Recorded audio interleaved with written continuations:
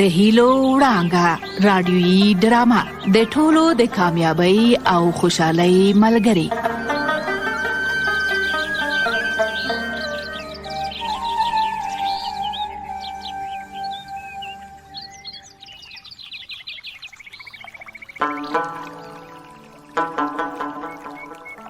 زه خوشحال خیل یم د سیند د غاړې کلی، چاپېره رانه غرونه لکه د سلیمان دیوان څوکیدار ولاړ دي.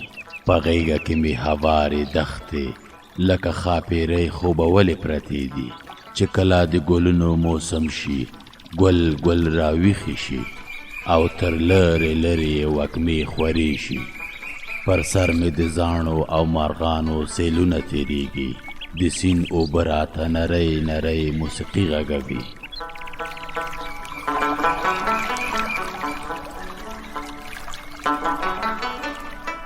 او زما زړه لکه د زانګو ماشوم ورو ورو زنګوي او په کټ کټ یې خندوي. تر باران وروسته دومره ښکلی شم لکه یو ډېر ښکلی ماشوم چې مور یې په تړمو اوبو او خوشبویه صابون لمبولی او بیا یې د خپل ناویتوب په شال وچ کړی وي.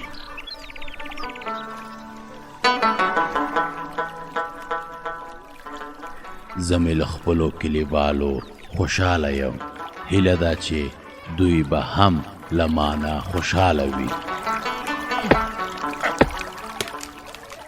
هو، یوه نیمه ګیله هم ترې لرم، کله چې دوی د غرونو د ځنګلونو ونې ووهي بیا نو کلي ته خونړي سیلابونه راځي او د کلیوالو ځمکې او باغونه وړي.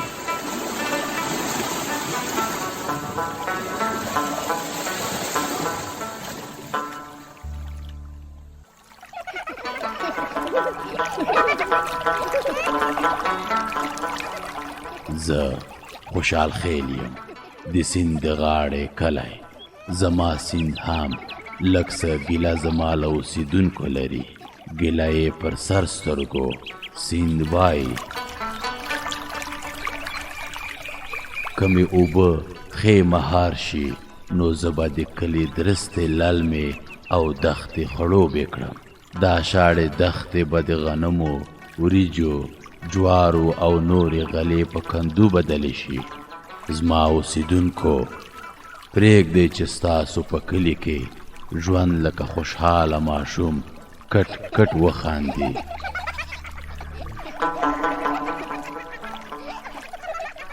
پرېږدئ چې ستاسو د کلي مرغان د خوشحالۍ نغمې وغږوي. پرېږدئ چې ستاسو د کلي څاروي ماړه وي، ښې شیدې او ښې وړۍ درکړي. تر ټولو مهمه دا ده چې ستاسو د کلي خلک ښه نیت ولري او د حکمت او پوهې مینان وي. هغه ورځ زه په جامو کې نه ځایېدم چې کلیوالو له راستنې شوې مهاجرې کورنۍ سره مرسته او خواخوږي کوله.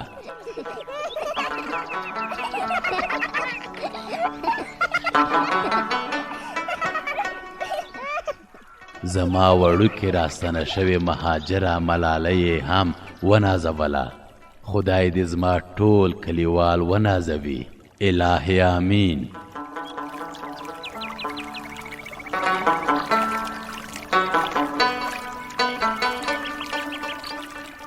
زما لویانو، اوسېدونکو او کورنیو، تاسو ته یوه مهمه سپارښتنه لرم.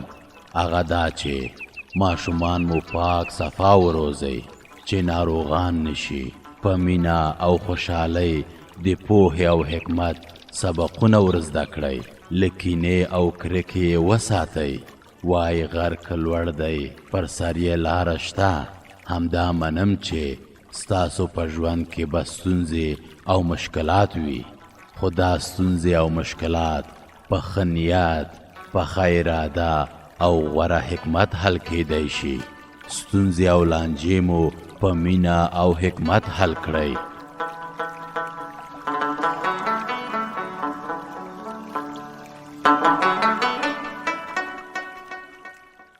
والکه خیالیه سر د زنګ سم کېنه چې بیده نشي. عاشقه د خپل کار کوه، خیالي پرېږده چې د خیال په ټالونو کې زانګي. نه والکه ویښ شه، هسې نه چې د خیال له ټاله به راولوېږې او سر به دې په تیره بیاتي ولګي. یاره عاشقه چې دا ډېرې کړتې دې نه کولای، نور نو د ګل غوندې سړی. ښه نو زه به دغه د خپلو خولې ته به دوه ملی کورت واچومه، خو که رانه غوڅ شوې ګیله دې په خپله غاړه. والک عاشقه ویښتان هم جوړی او له پښې سره د نیم منغوټ هم تړلې ده، دا څه دي؟ خوشحال کاکا دا خو یو کلیوال راته پیاز راکړل او په برک څادر کې مې غوټه کړل او دا دی اوس مې کلک په خپله پښه تړلې دي. ښه دا پیاز دي، ما ویلې که مڼې دي چې داسې دې کلکې تړلي در سره. نه خیالي ګله، پیاز دی پیاز، وای پیاز دی وي په نیاز دی وي. نو له پښې سره دې ولې تړلې دي؟ خو دلته یې تر څنګ درته کېده. یاره خوشحال کاکا تا عجیبه خبرې کوې خدا وراستی. خو ښه درته وایم په دې کې عجیبه خبره له کومه شوه؟ وی عجیبه خبره خو دا ده چې په دې کلي کې یو نیم لیونی او یو نیم هوښیار غلم پکې پیدا کېږي. دا لیونی هوښیار غلی بیا څه رقمي؟ لیونی او هوښیار غلی په دې معنا چې په سترګو جادو کوي او له ویښو سترګو رانجه غلا کوي، بیا خپلې سترګې ورباندې توروي. یاره عاشقه دا خبره خو زه نه منم. ولې به نه منې؟ خو زما ژرنده له غلې ډکه ده، ما خو کله هم څوک نه دي لیدلي چې یوه لپه غنم یې رانه غلا کړي وي. ستا نو غم نشته، د زمري غوندې نوکر لرې، چنارګل نه دی سم زمری ګل دی، زمری ګل.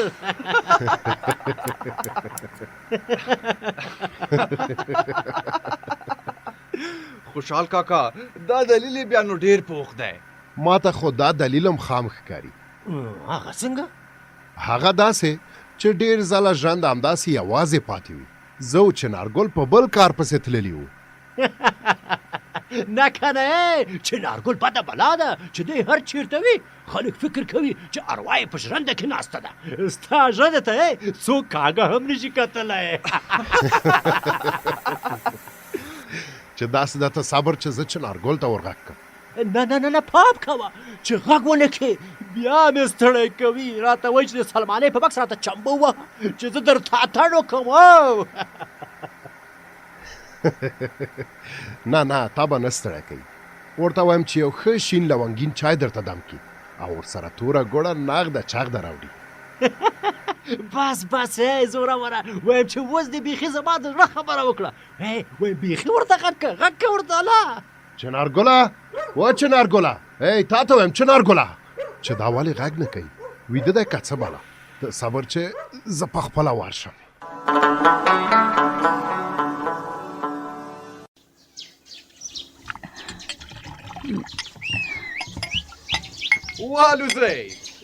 والوزئ د خیالي ګل لټپټي بغدادي او شیرازي کوترو، وایم تر باغ ارم لاړې شئ. د خیالي ګل سلام د باغ ارم ښاپیریانو ته ورسوئ. والوزئ خیالي زویه له کوترو سره دې څه ویل؟ څه مې نه ورته ویل، هسې ویل مې ورته چې د خیالي ګل سلام د باغ ارم ښاپیریو ته وایئ. دا د باغ ارم ښاپیرۍ بیا څوک شوې؟ زه یې نه پېژنم، خو په افسانو کې مې اورېدلي دي چې په باغ ارم کې ښاپیرۍ دي، ډېرې ښکلې دي. ما ویل ارمان چې ما هم د کوترې غوندې وزرې لرلی تر باغ ارمه به تللی وم. زویه دا خپل کلی دی تر باغ ارم هم ښکلی دی، خو چې ته له دې خیالونو راووځې او په کار لاس پورې کړې. او مورې تا بیا په نصیحتونو لاس پورې که، زه ځم د بام سر ته چې په هوا کې د خپل کوترو سایل وکړم، ګوندې لږ مې پام بدل شي. د بام په سر پام کوه زویه، ته به په خیال پلاو کې ډوبې، هسې نه خدای مکه له بامه راخطا شي. او مورې دومره م لیونی نه یم چې له بامه راولوېږم. لکه چې د خیالي پلار راغی. د خیالي مورې بیا په څه خوارۍ لګیا یې؟ دا لوښي مې مینځل، رښتیا ستړی مه شي. ښه ده شي، څه شو خیالي چېرته تللی دی؟ پاس د بام سر ته وختو، وی چې کوترې په هوا کې ګورم چې څنګه تاویږي. خدای دې ده ته هدایت وکړي، د دنیا کار ته ګوتې نه وروړي، یا به کوترې لوبوي او یا به چرتونه وهي. خدای مهربان دی، ګوندې ښه شي، دا هم ښه دی چې چاته خو ضرر نه رسیږي. او دا خو ده، خو خو زورېږم دې ته چې ځان ته ضرر رسوي. رښتیا کندې ګلې یوه مشوره مې در سره کوله. د څه شي مشوره؟ دا احمد خان ډېر مصیبت سړی دی. که خبر شي چې مېرمنې هغه وریجې زموږ په لاس بیرته په سلمان عاشق سپارلي دي، هسې نه چې مېرمن ته یې جنجال جوړ نه کړي. نو تا عاشق ته ونه ویل چې دا خبره به چاته نه کوي؟ ما ورته وویل خو د عاشق خوله سوری ده، خامخا به احمد خان پې خبرېږي. نو ته څه وایې چې اوس څه وکړو؟ زه خو وایم چې تا به یو من مینې وریجې د پلوشیو دی کره وروړې وای. که بد مې وویل څه ووایم چې ته وایې ور به یې وړم. ثواب به دې وشي. همدا اوس پاڅه تله راواخله چې یو من وریجې ورته وتلو. یوه کورنۍ به مو له جنجاله ژغورلې وي.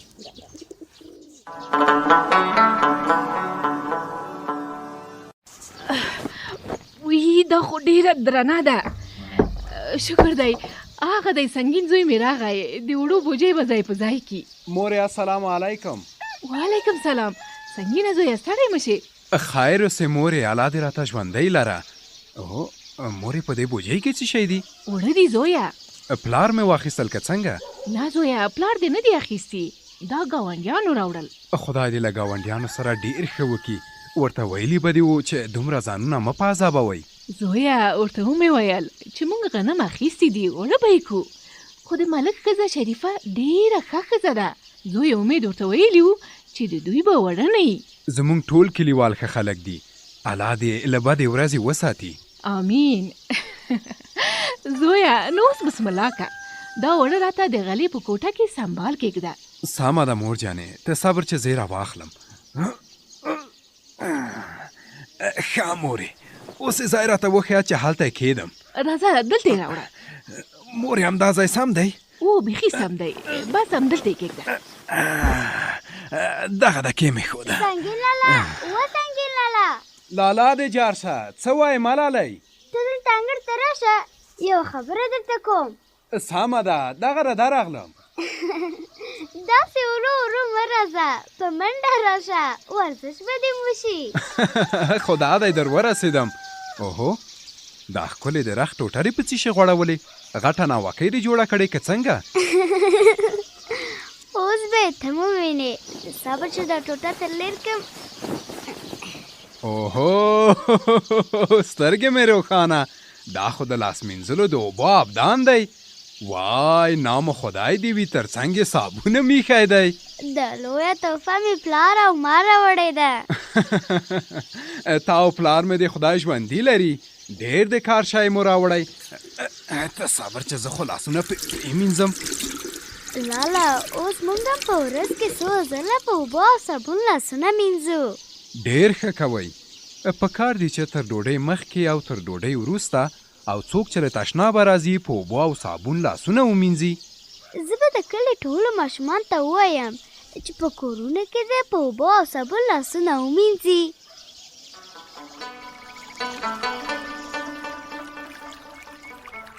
هغه مهال به زه لا ډېر خوشحاله شم چې کلیوال لویان او واړه د خپل ځان کورونو او کلي پاکۍ او صفایۍ ته ښه پام وکړي.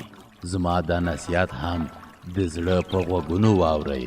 د کلي لویان او واړه نارینه او ښځینه دا سبق یاد کړئ چې تر ډوډۍ مخکې او وروسته په اوبو او صابون پاک صفا لاسونه ومینځئ. کله چې له تشناب راستنیږئ پام مو وي چې لاسونه په اوبو او صابون پاک ومینځئ. وامو اورېدل بختور اوسئ زما خوږو اوسېدونکو، روغ جوړ او په امن کې اوسئ.